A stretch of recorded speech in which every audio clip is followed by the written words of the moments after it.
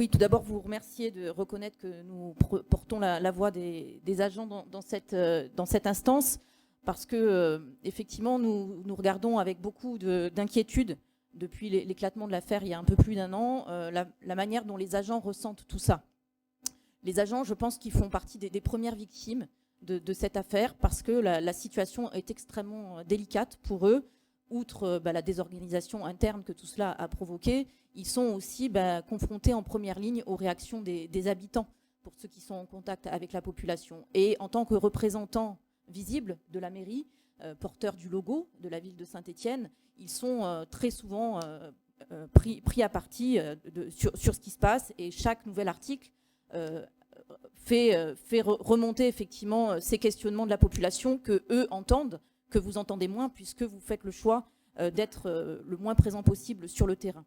Et donc, effectivement, le Code général des collectivités territoriales ne permet pas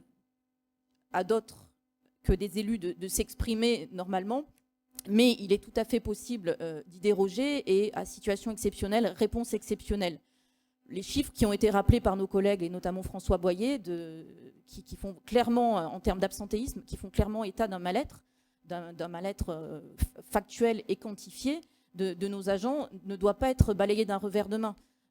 Qu'il y ait un travail effectué par les élus en charge des ressources humaines et des agents en charge de ces questions, nous n'en doutons pas. Mais vu la difficulté, la profondeur du mal-être qui s'exprime par ces chiffres et à travers ces chiffres, je pense qu'il serait peut-être plus à la hauteur d'essayer de les écouter. Vous êtes positionné tout à l'heure, Monsieur Perdriau, encore une fois en tant que mis en examen, mis en cause dans une affaire judiciaire. Mais nous attendons de vous que vous réagissiez en tant que maire, en tant qu'employeur, quand vous dites vous-même que l'image de la ville est entachée, quand vous constatez que vos agents souffrent au travail de cette situation, peut-être vous pourriez apporter une réponse autre que celle de votre intérêt personnel et vous demander si vous servez la ville en restant là ou si vous servez uniquement vos intérêts personnels. En tout cas, prenez conscience qu'il y a des gens qui souffrent.